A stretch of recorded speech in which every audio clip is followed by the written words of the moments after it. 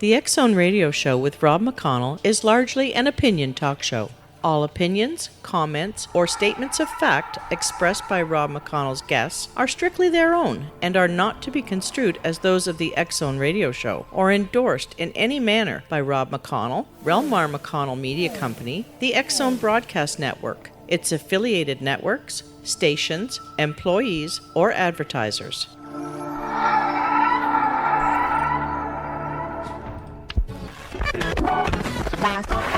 All Hit Radio.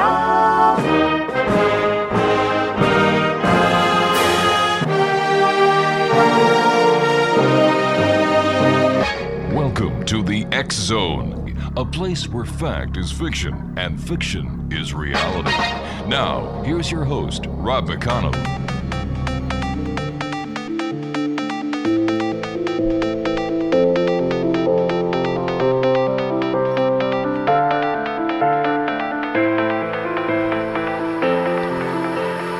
Hey, welcome back, everyone. This is Rob McConnell, and you're listening to us live and around the world on the Mutual Broadcast Network, X Zone Broadcast Network, the IPBN Radio Network, and TalkStar Radio Network. If you'd like to send us an email, it's very simple, xzone@xzoneradiotv.com. On all social media sites, X Zone Radio TV. Yes, that's X Zone Radio TV. And our radio website, where you can find out what we've been up to, what we're doing today, and where we're going in the future. And I'm not a psychic or a remote viewer, but I can only tell by the past where we are in the present, where we're going to be in the future, at www.xzoneradio.com. And don't forget, my good friend, Jeremy Scott, follows me tonight, as he does Monday through Friday, on Dark 30. Great guy, great show. I always have fun whenever I get the opportunity of chatting with him. And by the way, did you know that when you're on the road now with limited data or Wi-Fi, you can listen to the X Zone and Jeremy on Dark 30 and every minute of the Mutual Broadcast Network by dialing 605-562-4204, courtesy of TalkStream Live. No smartphone app or internet needed. It saves your data plan, and it's free if you have unlimited minutes. All you need to do is call 605-562-4204 to listen on any phone, anytime, anywhere. My guest this hour, a man with an amazing story. His name is Charles Stansburge, but we all call him Chuck because he's our buddy. He's a MUFON State Section 6 director, STAR team member, CAG member, and field investigator. And Chuck, what is a STAR team member? Well, the STAR team member for MUFON is someone that goes out to, when there's mutilations, landings, and that sort of stuff. Mm-hmm. We had, was October 2013, we had a mutilation going on down there, southwest of here, and it was Barbados sheep. And if you always knew about cattle mutilations, they have a little slit up in towards their throat, mm-hmm. where they drain all the blood out. Right. These sheep had the same identical thing. Is this the case in Port Lavaca, Texas? Yeah, Port Lavaca. Right. Yeah. And it was quite something. We were down there for 2 days covering this.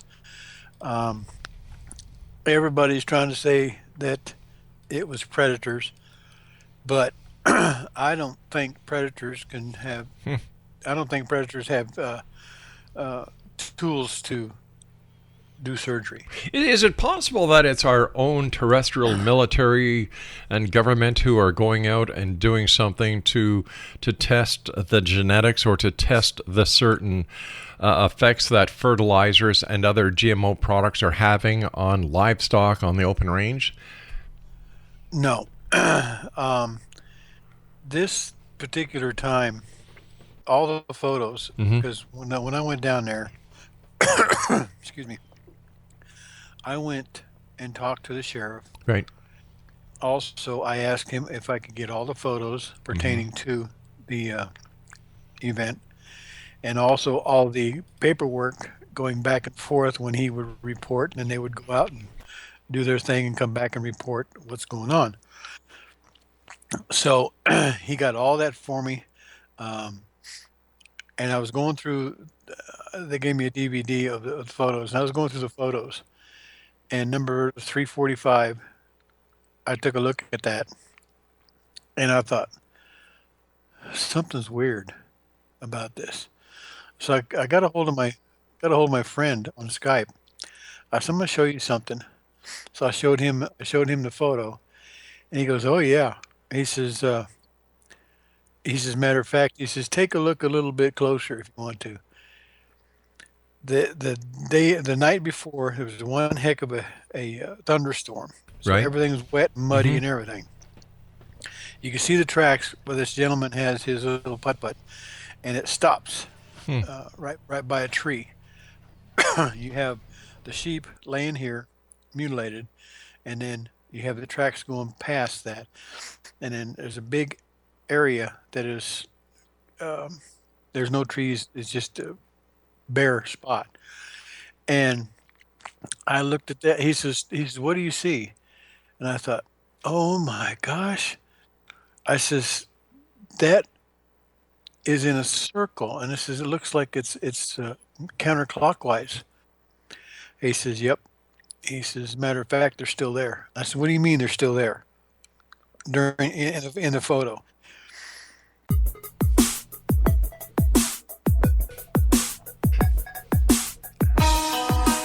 Welcome back, everyone. Our guest this hour is Charles Chuck Stansburge. And we're talking to Chuck about, amongst other things, his position as a gunnery officer aboard a battleship that is so big that it's actually moored on the other side of Pluto so that telescopes from Earth cannot see it. It houses up to 500,000 souls of every race, every species. Wow. And Chuck, before we get back to your ET visit, because I want to talk to you about some other parts of the visit, didn't the sheriff in this case, going back to the the sheep mutilation, actually believe it to be a satanic cult ritual? They tried to say that was, but there was none of those outfits nearby anywhere. They tried to say just about everything and anything to make sure that it wasn't a UFO. But weren't there other animals? weren't there other animals that were missing as well? That the amount of animals that were missing or that were mutilated had increased over a period of time? Yeah, this gentleman had 52 sheep to begin with because a friend gave him a bunch of them because he couldn't do anything anymore. He was pretty well down where he can't keep the sheep. But anyway, he sold about 20 of them or so, and the rest of them he would come out, and there would be the next morning, and there would be a couple of them mutilated, and then one or two that are gone, just flat disappeared. But why was it reported in the newspaper that your findings were confidential, that you didn't release your findings to the sheriff's office or to anyone else? Well, because we were, like I said, doing an ongoing investigation, and once I left the scene, more or less, because we were there for 2 days. Yeah. Our state director stayed there for another day, and she wrote up her report, which would be the secondary report, and mine was the major report. And I didn't put it in as a predator because it wasn't a predator. Predator don't know how to cut open a belly and just take the they would cut around and then fold the belly back, the skin back, and pull the belly out, lay it down, and take the reproductive organs, and that was it. Yeah, but the sheriff never even suggested that it wasn't anything other than terrestrial, because this is a quote from Calhoun County Sheriff Ailman. believes a human is behind. I believe a human is behind the killings. Well, that's his prerogative, I guess, that what he thinks it was. Um, but when I saw what I saw on the film, Yeah. I knew who done it. Okay, now here Yeah. you are, a guy who's been on board Battlestar ships. You're a gunnery officer. You have 7 people in your team. You go on galactic tour of duties around 4 times a month. Isn't there any way that you can use your pull, so to speak, to end all these mysteries? To say that, well, if Sarek and his Battlestar are protecting the galaxy and protecting us from the bad guys, the bad aliens, how are these bad aliens coming down and doing the cattle mutilation? And if it's not the bad aliens, that only leaves Sarek and crew doing this mutilation. And Well, if they're they're doing not the doing if they are doing the mutilation, it doesn't seem like they're as good as you're painting them out to be. What they do now, the vegans are reptilian, and they're meat eaters. So if they want to take a cow up, there's nothing left of it, probably just the bones. But If they're meat eaters, they don't do anything like that. What's doing it is the little helpers, you might say. They're probably 4 foot. Some of them are 5 foot, and they do their thing as far as I'm assuming that what they need the reproductive organs for is to clone more sheep, and that way they have their own stuff somewhere else. why wouldn't they just take sheep and keep them on board once they've got the necessary samples or tissues that they need to do the cloning? Eat the rest of the animal. Why put it back to Earth? That makes no sense. Well, it never left Earth. They were right there on the ground. The ship was laying there evidently because it was a counterclockwise space there. Right. And on the right hand side of the film, there's a distortion per se on by the trees back there, and what that was is a doorway, either onto board their ship or maybe going from Earth to where their ship is. I don't know, but But why would they need to take everything? You know, if we want to extract DNA, we don't have to rip a person apart. true. There's ways that we can extract DNA, you know, without killing. This is something that doesn't make sense. If it's just for the DNA they're after, they could do it in other ways where they wouldn't leave this trace evidence of something being wrong. So I agree with you there, because I took a look at a lot of the different areas where the sheep were mutilated, and I scratched in my head like, why? Why did they do what they did when they could just take the whole thing? or just take a tooth, Yeah, you know, or just take a bone marrow sample. You know, this, you know, and they can do the same thing with the cattle. They can do the same thing with the horses. And this leads me to another question. Are the amount of people that are disappearing from this planet actually being abducted and not brought back, that they are being kept somewhere against their will by some nefarious group of extraterrestrials and are being used for breeding stock? not that I know of. On Sarek's ship, there are a little over 200 humans, and they are up there on their own accord because they don't want to come back down to Earth. Right. A lot of them don't have families. You know, if you think about it, all the missing Right. people in this world, I can tell you where a lot of them are, Where? because I've seen a lot of them up there on the ship, Where? and they're just happy.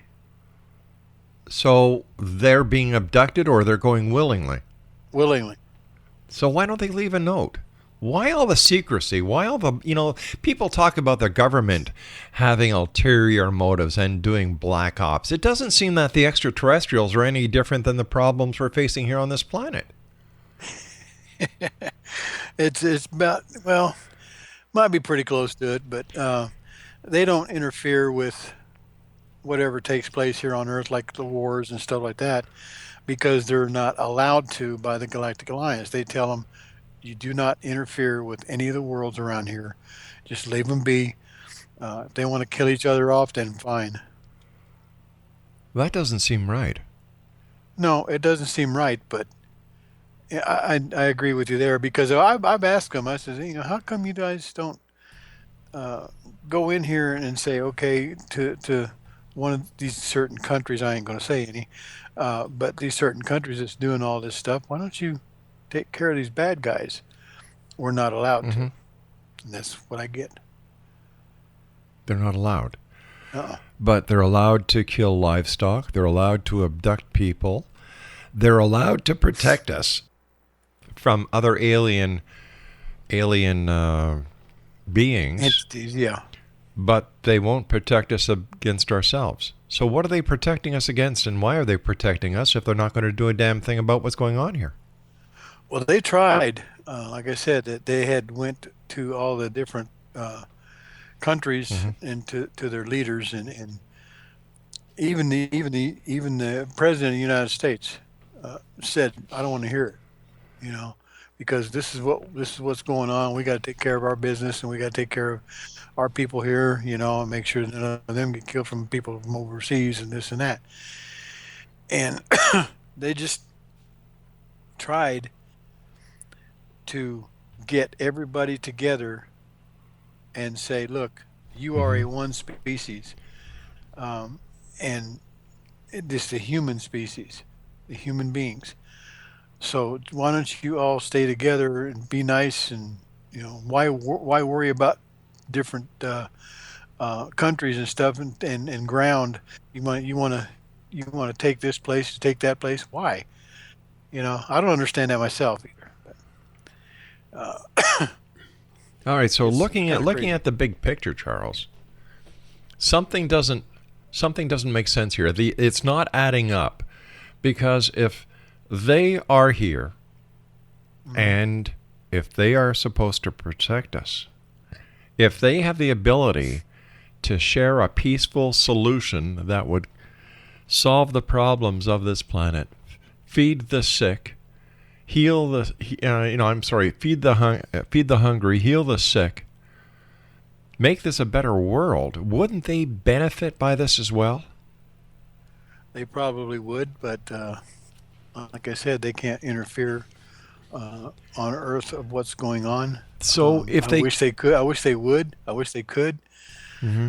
But I keep talking to them about it, but they say we can't do it. And yet, they will stop another species from coming to our planet. What happens if the other species would treat us better, or that the other species would be much more conducive to communicating with planet Earth and its leaders? They could be stopping progress. There's a few of them that want to try to do that. As far as I don't know what you mean by. All right, Chuck, we're going to be back on the other side of this news break. Exo Nation, send me an email.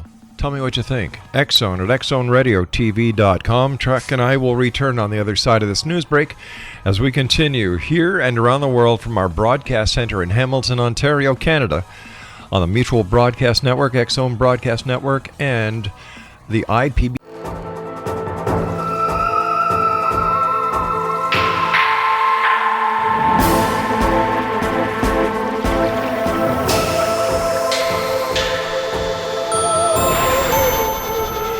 Welcome back, everyone. This is an interesting story. Charles Stansburge is our special guest, and he is a MUFON State Section 6 director. He is a STAR team member, CAG member, and field investigator.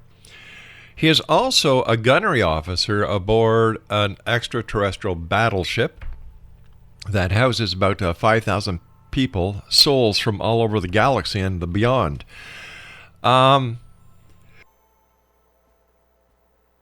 Charles, tell us about your family, your other family on the other side of the galaxy. Well, I've gone to several different planets in our galaxy. And there was probably two of them, I think, were being overrun by naughty ETs. And we went in there to make sure that they didn't do anything else. We got rid of them, and they ran, and we, of course, we destroyed a few of their ships. But other than that, they took off like, wow, we don't need to be here. But also, I would go to one planet. It's about maybe about 250 light years away, that's in here in our galaxy, and it's a beautiful planet. And I got to know the people there, and the first time I saw it, it kind of startled me in a sense, 'cause like, how'd I get here, you know? Because next thing I knew, I was standing on this grass. It was like a grass, and there's a tree sitting over here, and I looked up, and here comes a ship, and it lands, a small ship, and it lands, and 2 or 3 people got off, or beings got off, and I looked over at that craft, and I went, wow. And they were walking towards this big building. It was solid white building. And I heard one of them saying, "Hey, are you coming?" So I went down there, and we went around through the building on the other side and went out the back door, and there's a path that goes to waterfalls. And it's a beautiful place. But what they did was they wanted me there a couple of times. And they went ahead and took my DNA. And I don't know how they impregnate their women, but evidently they do it somehow. And I do have a hybrid daughter, and she's a pretty little thing. And it was quite something when I found out about it, because when we went back over there one time, this was like 2 years ago. When we went over there, they said, "We got a surprise for you." Okay. And we got out of the ship, started walking towards there, and then this tall gray, for a gray alien, she's not bad looking. She's about 8 foot tall. And this little girl was walking with her. And I said, "Oh, she's cute. She's really cute. Whose is she?" And all 3 of them said, "Yours." And I said, "Excuse me?" They said, "She is your daughter. We used your DNA, and she is your daughter." So I have a daughter living on another planet. Do you interact with your daughter? Do you... Oh, yeah. Yeah? Yeah. Once in a while, they bring her to the ship, and we interact, and she plays with some of the toys I brought on board from Earth. So she knows what Earth looks like, and she knows what Earth, basically what we do there, and so on. So once in a while, I'll go there to the planet, and I'll stay there for probably 2 or 3 days. But it's only a couple hours, right? Really, because when they bring me back in the same time frame. So do you have a picture of your daughter? No. Do you keep one in your wallet? They won't allow me to take a picture. Really? Yeah. I want to, but I tried. your story sounds so compelling. What do your other members of MUFON say about your intergalactic travels and the fact that one of their section directors are on a Battlestar as a gunnery officer? Well, let's put it this way. Everybody in my section, which I have about 50 people, including myself, everybody knows that I do this, because once in a while we will have a meeting, and I'll say, "What do you guys want to do for the meeting?" And they'll say, "We want to hear more of your stories. We want to hear more of what you do up there." So they get kind of excited about wanting to know what's going on and what I see, this kind of stuff. And it's MUFON. They know, especially our DOI. He's the director of investigations for MUFON all over the world. He knows that I do that. And as a matter of fact, I even had him at one of our meetings with Sarek. Right. And I says, I told Steve, I said, go ahead and ask him. He's asking what? I said, well, you said you wanted to go up there. Ask him if you can go. And so he did. And I got a private text from Sarek, and it said, "Do you trust him?" And I said, "Yes, I do very much. He's a darn good guy." And so he said, "Okay, we'll see what we can do." And about 2 or 3 weeks later, I asked Steve if he ever went up, and he says, "I don't know." He says, I didn't feel anything or see anything or whatever." And I said, "Well, I can guarantee you were there." He says, "How do you know?" I says, "Because I was standing beside you."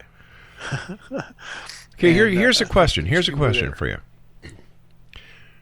You, as a director of MUFON, are responsible for your investigator team that we just believe you said it was about 50 people. Yeah. You have there's only about 3 of us that are field investigators. Okay. All right. So, but you have been up in a starship. You are on active duty as a gunnery officer on a starship. So why do these investigations need to take place if, number one, these are real UFO landings, abductions, and sightings that are being reported to MUFON? And number two, how are they getting past these people who are supposed to be protecting us? That part's a good question. Yeah, like it makes no sense, Charles. Like, you're a former cop. Yeah. Does it make sense to you? Does the investigation line make sense? Excuse me.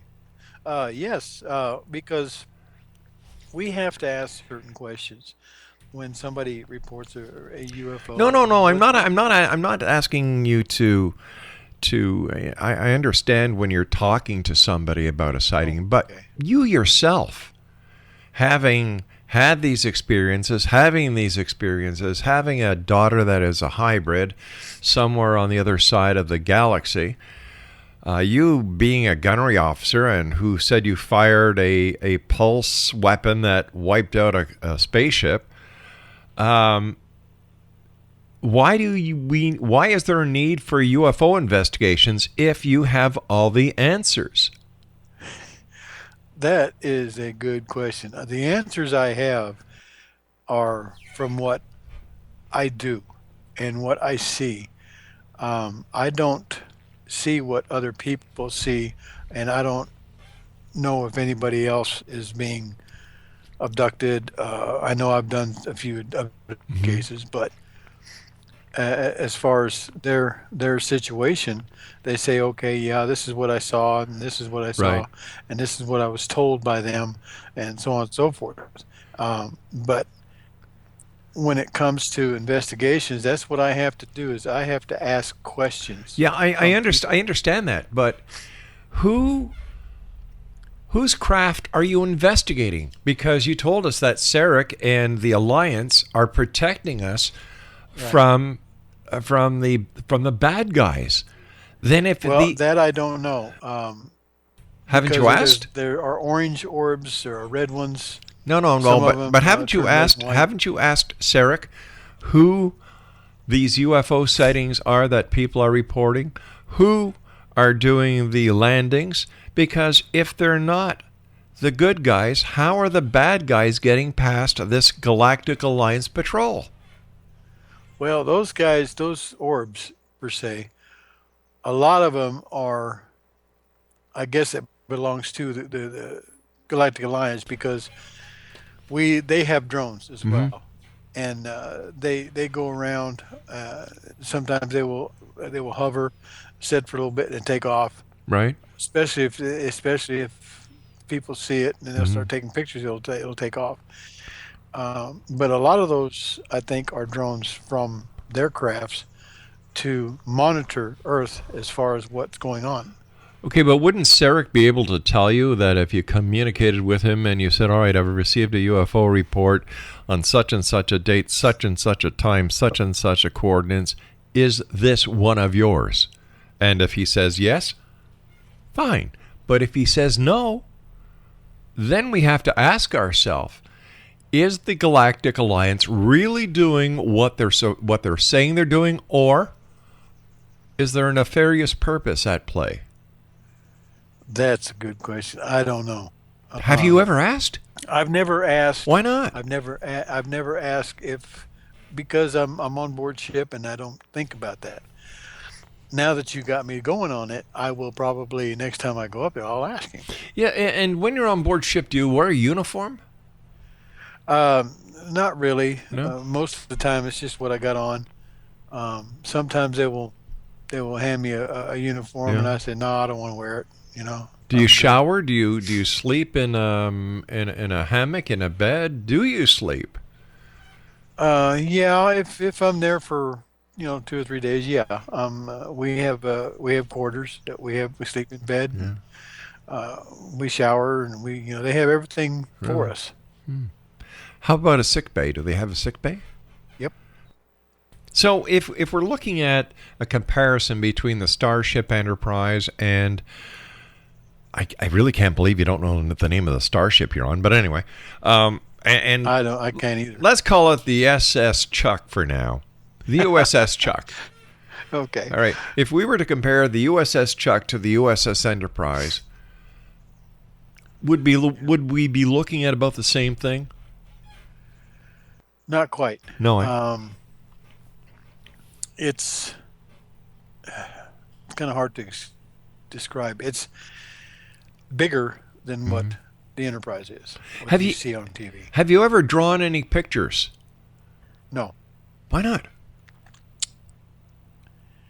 because I never thought about it. Some of the stuff that I try to think about what I saw, I try to start drawing it, and it just doesn't come out right. Because here you are, a seasoned police officer, a seasoned investigator. And as a police officer, what are the first things we're taught to do at a crime scene? Sketch. Make sure that the crime scene is Secure, not compromised. right? And crime we take crime, pictures, right? and so on and so forth. Yeah. You're an investigator with MUFON. I get a lot of photos. Of what's on the starship? No, of what's on People Say. Oh, yeah. Not. Yeah, not I'm not Sarah's. I'm not talking about people. I'm talking about you. The USS Well, he won't Chuck. allow me. He won't allow me to take pictures. Why not? They won't allow. If he wants, if he Take doesn't pictures mind of you, if he doesn't mind you coming on radio shows, if he wants you to talk about them, don't you find that a little strange that he doesn't want you to show pictures of where you are, what you do? Because the next question is, how do we know you're telling us the truth? And not just making Because this I've up. been there. That's the reason why I know the truth. Here's the thing. When I found out that I was probably taken, and I never said another word about it, I've always wanted to go on board ship. I've always stood outside saying, "Hey, come on down here. I want to drive one of your craft or get Right. into one and go somewhere, do something. And a little over 4 years ago, I got that chance. And I've been going up there for several times now, since then. And I really enjoy it. And I get to get some pieces of what I see. And then what I do is start putting two and two together. I can kind of figure out where I was and what I was doing. All right. So, hope you don't take my next question the wrong way. But how do we know that this just isn't a post-hypnotic suggestion that has been given to you by the hypnotist, who snaps his fingers twice for you to either enter or to exit one of the post-hypnotic suggestions that you were given? No, he didn't use any snapping fingers or anything like that. He just was using a chain, I more see. or less.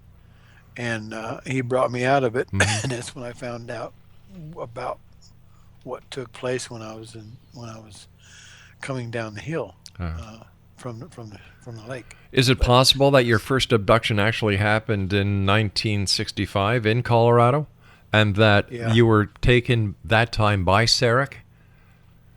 It's a good possibility, or somebody else. I'm not sure. I have asked a couple of different beings while I was up there if they knew back in 1965 when I was young, a senior in high school, what was there something that was going on? Did they take me? And most of them, two or three of them, would just say, well, we can't talk. All right, about Chuck, that. I've got to take my final break. Please stand by. Exo Nation. Charles Chuck Stansburge is our special guest, and we'll both be back on the other side of this break as we continue here in the X Zone from our broadcast center in Hamilton, Ontario, Canada. Don't go away.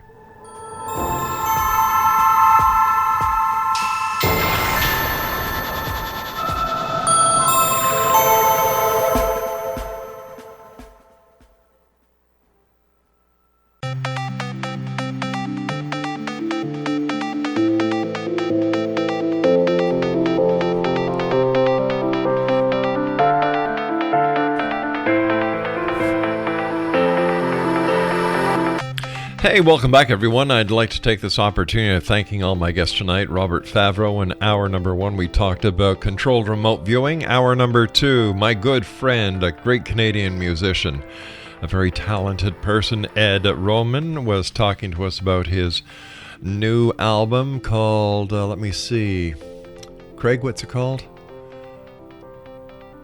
Oh, right, Red Omen. Geez, it's going to be released tomorrow. Please visit his website, www.edroman.com. And for the last 2 hours, wrapping me up this hour, yeah, I'm going to feel like a Christmas party, is Charles Stansburge. And first of all, Charles, thank you so much for coming on the show. Always great talking to you. Listen. You're more than welcome, and thank you. I really want to believe, but I'm the kind of guy who needs proof. I'm sure that you come across people who you talk to and you tell this wonderful story to, just like the fellow members of your MUFON chapter, who are taken by it, that they and other people want there to be another life force out there so that we're not alone and that we have sort of like a big brother watching over us. You've been on the Starship. You've seen the daughter that is part of you through artificial insemination of an extraterrestrial type. You've gone zipping through the cosmos in this battleship. You know, and you believe 150 million% that it is real. Yes. How can we Very believe much it? so. How can we believe it? Well, the only way you can really believe it is if you experience it. I know that there are a lot of people, especially some of the ones I know that are contactees and such, have seen ETs, have seen craft, have been in them. We have one young lady that's with MUFON. She was a field investigator, and her crew, they went to a field. The gentleman that owned the place, he took them out on where the field is, and he said, "See, I told you." And he looked up. Here comes a triangle craft over their heads. They just all looked at it, and it disappeared behind the trees. Did any of the field investigators take a photo? I don't think so. Why? They just, yeah, Why? that's what I say. What? Why do we But- get all these fantastic stories and never any proof? Well, there are a lot of proof of people taking photos and videos. Some of the craft that I've seen was amazing. Some of the photos I've got pretty close. Well, I've got over 600 cases done, and Out of those, some of the ones I've got with videos are just unbelievable. all right, but how many of those 600 cases are actually UFOs from another planet? I would say probably about 75%. Then how come there's no proof anywhere besides the proof that is taken photographically? How come? Good question. I know for a fact that a lot of the governments have seen them. Their presidents or whoever they are. Chuck, I want to thank you so much for coming on the show tonight, spending 2 hours with me. It is greatly appreciated. And tell Sarek that I would love to have the opportunity of meeting him one-on-one. Okay. All right, I'll do Chuck, take care of yourself, my friend. Regards to you and the family, and family on this side of the universe as well as the other. Okay, thank you. Good very night, much. Charles. Exo Nation, I'll be back tomorrow night at 6 o'clock as once again we cross the time-space continuum to this place that I call the X-Zone. So until then, keep your eyes to the sky and your heart to the light. Good night, everyone.